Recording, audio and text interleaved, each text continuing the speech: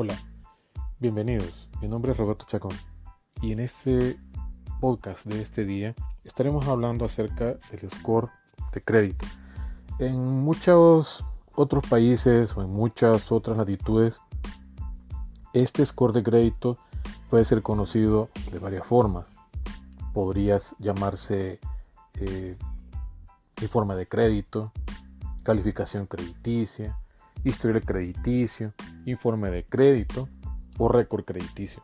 Eso dependerá mucho de los países en los cuales nos estén oyendo o en países de Latinoamérica en los cuales se implementa en casi todos, ¿verdad?, el tipo de análisis que al final esos informes de historial de crédito llegan a un punto importante que es el score.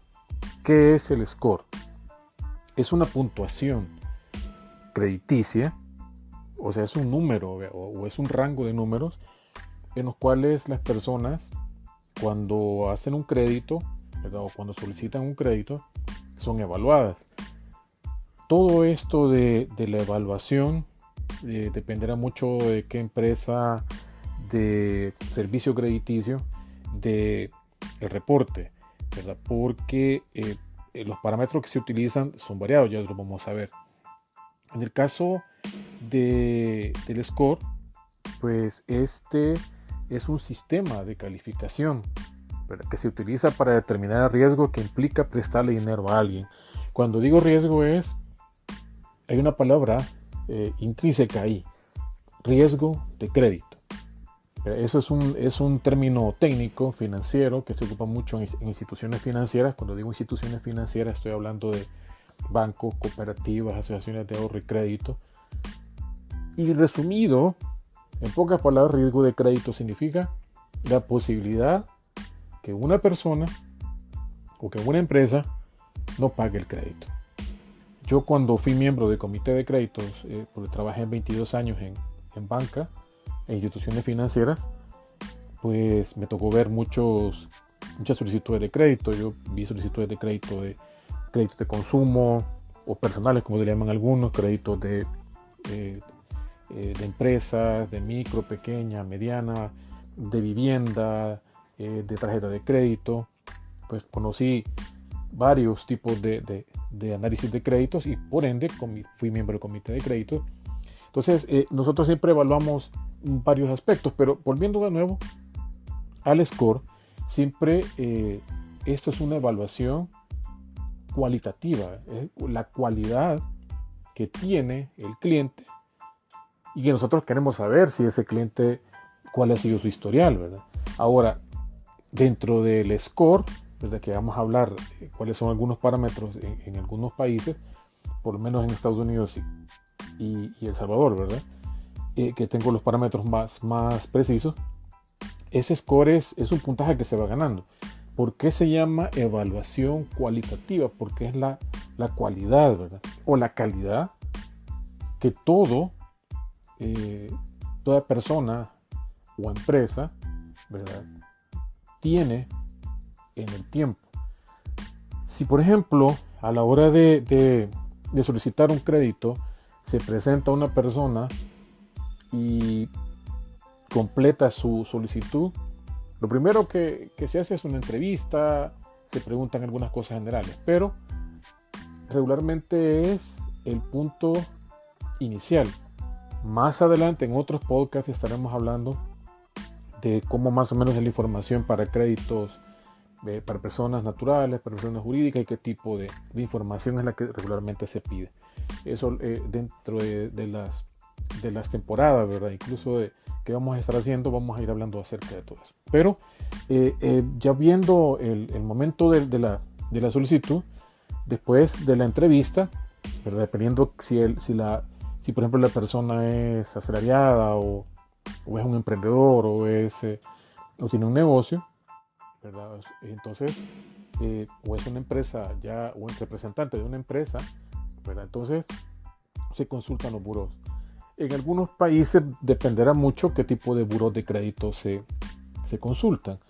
Pueden ser buros de instituciones que regulan a la banca, ¿verdad? Como superintendencias del sistema financiero, que tienen sus buros, ¿verdad? Con los integrantes de las instituciones a las cuales supervisan.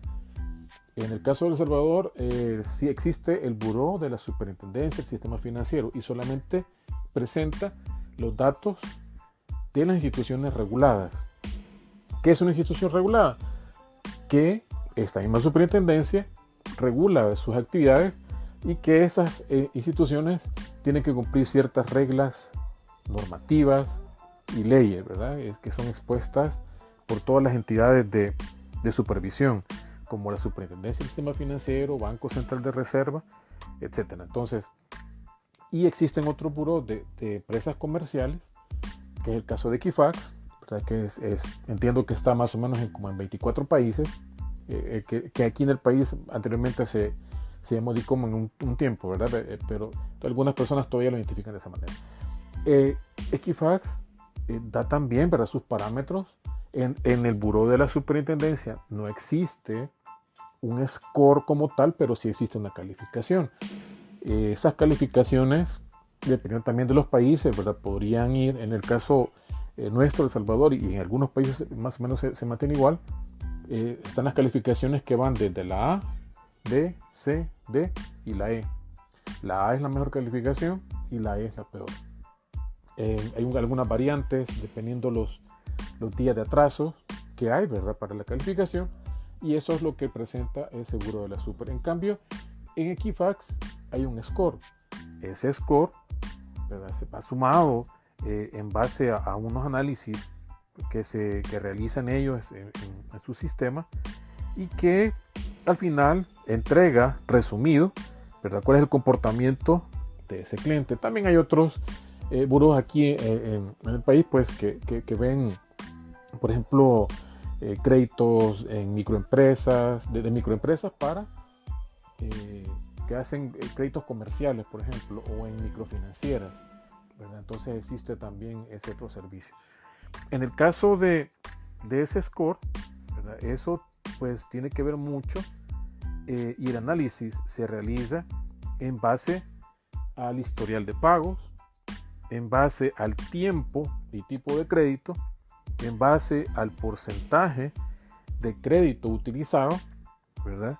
Que probablemente quizás pensaría yo que es más o menos como nivel de endeudamiento, el total del saldo de deuda, ¿verdad?, el comportamiento de créditos recientes y el crédito disponible. Entonces, esos son como parámetros que podrían utilizar, en ese caso, Equifax.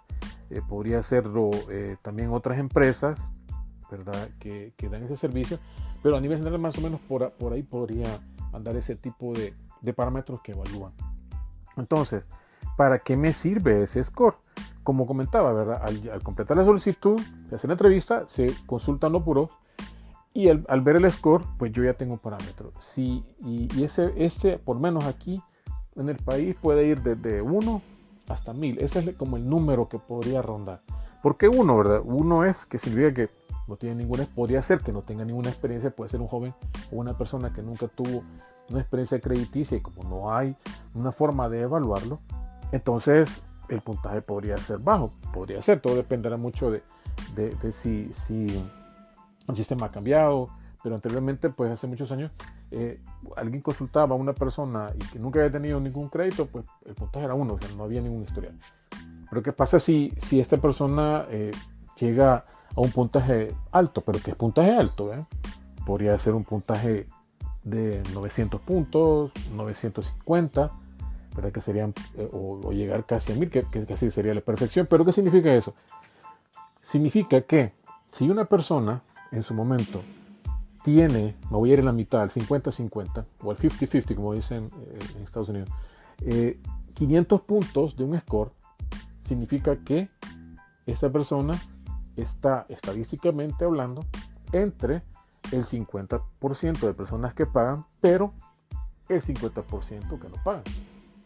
Si me voy un poquito más arriba y tiene 800 puntos, significa que está en el rango que el 80% de personas pagan y el 20% no. Entonces mi riesgo disminuye porque el puntaje de 800 puntos significa que tengo 80% de probabilidades que esta persona va a pagar. Si llego a 900, pues sería el 90%. Me voy para abajo. Si tiene 300 puntos, significa que está en un rango de que solo el 30% paga, ¿verdad? Entonces, ese puntaje es el que determina si yo le puedo aprobar un crédito o no, o qué condiciones le voy a colocar para un crédito, o el costo que va a tener.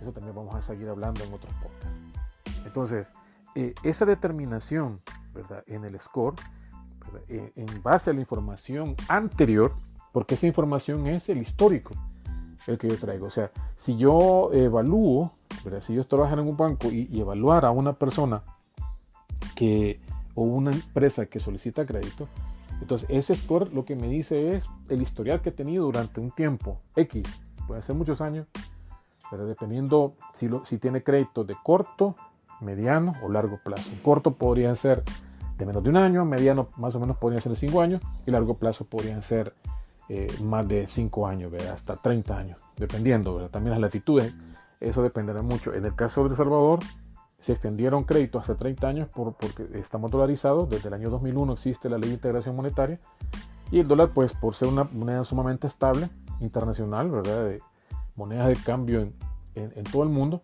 pues dio esa estabilidad, lo que evitó el riesgo cambiario, ¿verdad? Si tuviéramos una moneda propia, pues hay un tipo de riesgo ahí de cambio, ¿verdad? Pero eso es otro tema que también podríamos hablar después en otro podcast. Entonces, esa información, ¿verdad?, aparece en ese historial, ¿verdad? Y lo que hace es que me da ese parámetro. O sea, inmediatamente yo veo ese número y digo, bueno, inmediatamente sé qué calificación tiene. Ahora, ¿qué sucede? Eso es del histórico para atrás.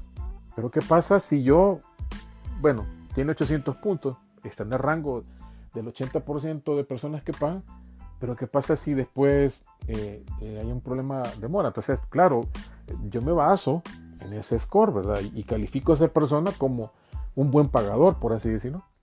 Y si en algún momento esta persona entra en mora, pues entonces van a ser otros factores, ¿verdad? También, eso podemos hablarlo en otro podcast, en el tema de cuáles son los parámetros de evaluación, aparte de la evaluación que hace el score crediticio, también cómo se evalúan a los clientes, ¿verdad? Entonces, el score crediticio lo entregan empresas calificadoras, como mencionaba, pues podría ser una institución nacional o una comercial, ¿verdad?, en la cual, si hablamos de Equifax, es una empresa que lo que hace es que es casi, por así decirlo, como que fuera un club, ¿verdad?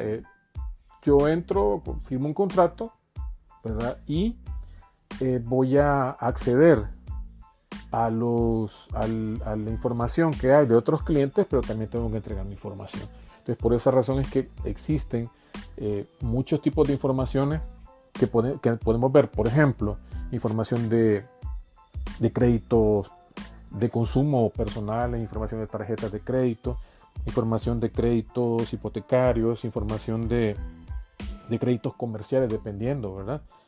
Y también instituciones microfinancieras, ¿verdad? O sea, todo, esos son como los 4 pilares que tiene un reporte crediticio y con el cual se determina un score. Entonces, esa puntuación, ¿verdad?, que se calcula, pues eso es como la carta de presentación que tiene un cliente, ¿verdad?, o un futuro cliente o un solicitante de crédito. También determina qué costo va a tener del crédito, porque una cosa es que la tasa de interés y otra cosa es el costo que ese financiamiento va a tener, ¿verdad? Esas son cosas muy diferentes. Por ejemplo, un cliente puede tener una tasa nominal anual, ¿verdad?, de un 10% al año, o sea, anual, ¿verdad?, o un 12%, dependiendo del tipo de crédito que tenga. Y ahí se van sumando otros, le llamamos misceláneos. Pueden haber seguros, puede haber una comisión inicial por desembolso, o algunas veces le llaman comisión por estudio, por análisis. y eso determina también el costo final del crédito. Entonces esa tasa nominal, ¿verdad? O de entrada, ¿verdad? Que es el 10 o 12%, se puede convertir en una tasa mucho más alta. Entre más corto sea el crédito, las tasas son, al final, la tasa efectiva, ¿verdad? Es mucho más alta, o el costo anual total, el CAT, es más alto. En cambio, en un crédito de largo plazo, 20, 30 años, la tasa efectiva aumenta un poco, ¿verdad? Relativamente es poco porque se diluye durante 20, 30 años, y el costo total anual del crédito también se diluye, pero eso no significa que no pague más intereses. Son situaciones un poco difíciles de entender al inicio, pero pues vamos a ir explicando siempre que en estos podcasts, porque esa es la idea de nuestra, ¿verdad? Que poder educar a las personas, educar a todos los oyentes, ¿verdad? En darle una clase de educación financiera, ¿verdad? O de alfabetización financiera, que son sumamente importantes, ¿verdad? Y por eso es que toco en esta generalidad, porque se va a llamar el podcast, ¿verdad? Score y sus generalidades. Después vamos a ir tocando varios otros más. ¿Qué es lo que significa los puntajes? ¿Qué es lo que significa llegar a cierto score? ¿Cómo puedo yo en algún momento poder mejorar ese score? ¿Qué es lo que tengo que hacer? Lo que yo siempre en las asesorías personales que doy, miren, si la idea no es llegar a una muerte financiera, ¿qué significa eso? Que nadie le da crédito. Que tenga un buen trabajo o tenga una buena empresa, pero si tuvo un mal récord crediticio, o sea, tuvo un historial de pagos que tuvo mora, ¿verdad? Trazos demasiado grandes, eso le va bajando ese puntaje. ¿Por qué? Porque lo va castigando y el score le va afectando mes a mes. Porque esa es una evaluación mensual.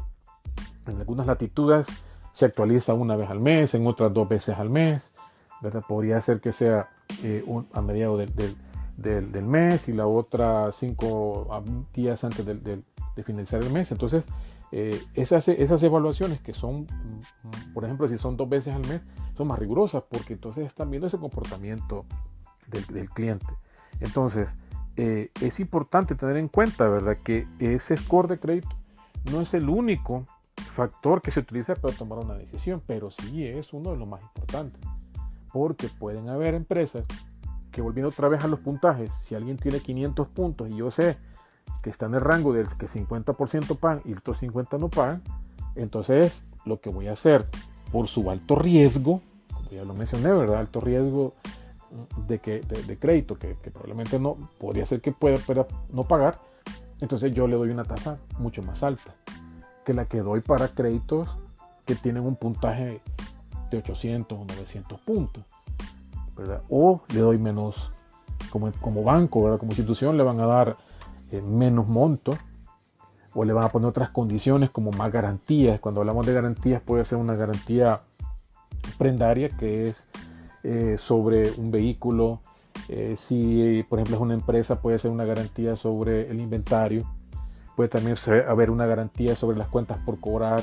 Puede haber una garantía sobre los flujos futuros de ventas, o una garantía real se le llama, ¿verdad?, como también palabra técnica, a un inmueble. O sea, puede ser un edificio, puede ser una casa, un local, ¿verdad?, dependiendo si la persona es empleado o es una empresa. Entonces se le puede exigir más garantía, que significa que va a estar más comprometido. Entonces, el conservar un buen score crediticio no cuesta tanto si la idea es educarse y tener ciertos parámetros de dónde yo puedo llegar, porque muchas instituciones financieras pueden darme la oportunidad y decirme, miren, aquí es una tarjeta de crédito dorada, una Platinum, una Black, ¿verdad? Y decirme, mire, está preaprobado su tarjeta. Entonces, bueno, si yo sé que tengo cierto nivel de ingresos y sé que y no puedo utilizar, y nunca he tenido una tarjeta de crédito, bueno, ¿verdad?, hay que explicar cómo funciona una tarjeta de crédito, ¿verdad? Que ese dinero pues es un compromiso que adquieren, ¿verdad? ¿Por qué? Porque si bien es cierto, le dicen, mire, pero ahí está, puede tener usted su tarjeta y si no gasta, pues no va a pagar absolutamente nada. Claro, pero todo depende si yo tengo el conocimiento pleno de que esa tarjeta, cómo se utiliza, porque en la tarjeta de crédito hay fechas de pago y fechas de corte. La fecha de pago es cuando tiene que pagar y la fecha de corte es cuando se hace el corte de las transacciones hasta X fecha. Son dos fechas diferentes. Hay que tomarlas en cuenta. Entonces, ¿cuál que es pago mínimo? ¿Verdad? Que es un cálculo que le hacen en base a los meses de financiamiento que le están haciendo, ¿verdad? Y eso también repercute. No es lo mismo una tarjeta, el pago mínimo de una tarjeta para 60 meses o 5 años que una tarjeta de crédito para 84 meses, ¿verdad? ¿Por qué? Porque el capital el cual se está utilizando, ¿verdad? La deuda que se está adquiriendo se divide en 60 meses, 84 meses o 120 meses, suponiendo que fueran 10 años, ¿verdad? Que pues, podría haber, ¿verdad? Eso va a depender mucho de las latitudes donde estén. Así, entonces, sí, es cierto que hay una tasa y una cuota mínima, ¿verdad? Pero, ¿qué pasa? Pagar solo el mínimo, pues, le va a problemar, ¿verdad? ¿Por qué? Porque se va a tardar 60 meses, 84 meses o 120 meses en pagar. Entonces, y la otra es tener también, ¿verdad? Que yo no puedo gastar más de lo que tengo de ingreso. Si yo comienzo a utilizar una tarjeta de crédito, no son malas, porque las tarjetas de crédito no son malas, pero tengo que saber utilizarlas. La idea sería, lo ideal, que yo compro, pero sé que voy a pagar el saldo completo. ¿Qué pasa cuando solo pago el mínimo y me voy atrasando? Me repercute en mi score. Si yo tengo un sobregiro en cuenta corriente, ¿verdad? De chequera, también, ¿verdad? Ese es un compromiso.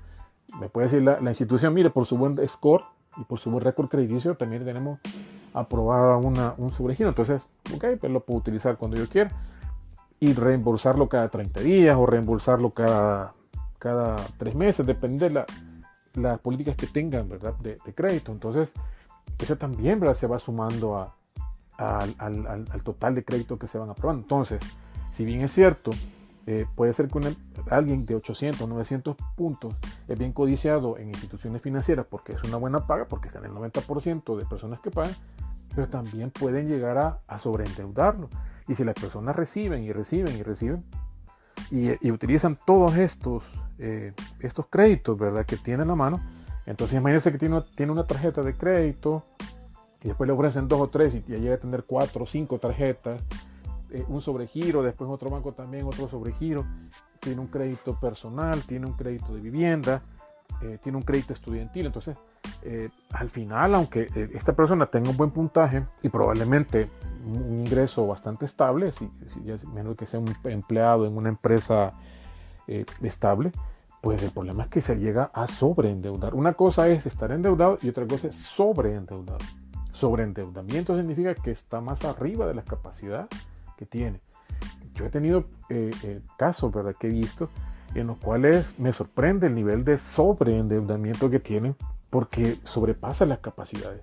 Lamentablemente, instituciones financieras lo que hacen es, bueno, tienen que cumplir sus metas y bueno, lanzan los productos y servicios, ¿verdad?, hacia los clientes que tienen buen puntaje, porque por eso puede ser que los revisen internamente y sepan, ¿verdad?, que son personas que están pagando muy bien y que tienen buen score, pero pueden llegar a sobreendeudarlos y el problema es de que después no va a haber forma de poder salvarlo, ¿verdad?, cuando llega a esa situación, porque si ya maneja 5 o 6 tarjetas de crédito y varios créditos y tal vez el nivel de ingresos no se está aumentando, entonces va a llegar el momento en que se va a sobreendeudar. Entonces, este score hay que cuidarlo. La conclusión es, tengo que cuidarlo, tengo que pagar a tiempo, no tomar todo lo que me mandan del banco o de la cooperativa o de la Asociación de Ahorro y Crédito, no tomar créditos más arriba de lo que yo podría pagar, vivir tranquilamente, pero como yo he visto en algunos casos, me gustó mucho una vez un perfil de una persona en una red social que decía que ella daba asesoría para una tranquilidad financiera, y eso, esa tranquilidad, no tener esos problemas de que no voy a poder pagar. Entonces hay que cuidar nuestro score, nuestro puntaje, nuestro histórico de créditos. Tenemos que cuidarlo, tenemos que ser responsables. Tomamos una deuda, hay que pagarla, ¿verdad?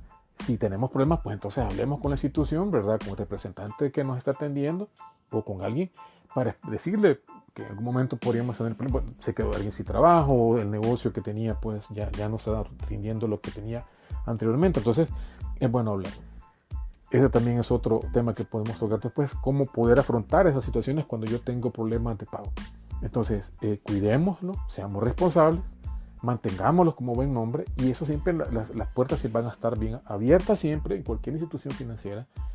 También voy a tener costos más bajos, tasas más bajas, ¿verdad? Las mejores condiciones de crédito, y eso también me va a ayudar a que también, ¿verdad?, mi liquidez mensual se mantenga, que yo tenga, ¿verdad?, un crédito sano, y también tener esa accesibilidad por cualquier emergencia. Podría ser una emergencia médica, una emergencia con el vehículo, una emergencia con la casa, ¿verdad?, o con un pariente, etcétera, o sea, nuestros hijos. Entonces, tenemos que ser conscientes, como para una buena educación financiera, mantener un buen crédito, no sobreendeudarnos, no tomar todo lo que me están mandando que yo puedo aplicar, y mantener un score bueno, sano, bonito, ¿verdad? Que cada vez que lo vean, pues las instituciones estén contentas, yo estoy contento y todos estamos felices, ¿verdad? Así que les aconsejo eso, que tengan ese cuidado, y dentro de todos los podcasts que vamos a estar tocando, vamos a ir hablando de todos estos puntos. Si ustedes quieren que hablemos de algún otro tema, ¿verdad?, que los cuales nosotros tocamos, que son banca, finanzas, microfinanzas, economía, emprendedurismo, prevención de lavado de dinero, riesgos, criptomonedas también, ¿verdad? Nuestro primer episodio fue acerca del punto de las criptomonedas. Si no lo han oído, pues lo pueden ver aquí en nuestras plataformas, las cuales son Spotify, Google Podcast, Apple Podcast, estamos también en YouTube. Entonces, ¿por qué todas estas plataformas? Porque hay algunos accesos. Algunas personas me dicen, mira, me gusta más en un lado que en otro, en una plataforma que en otra. Entonces estamos tratando de tenerles estos podcasts en todas las plataformas que podamos. Así que muchas gracias por su atención. Espero que esto les haya ayudado un poco. Van a ser siempre podcasts cortos para que de un formato aproximadamente de 30 minutos. Así que espero que esa información les haya servido. Les deseo el mayor de los éxitos.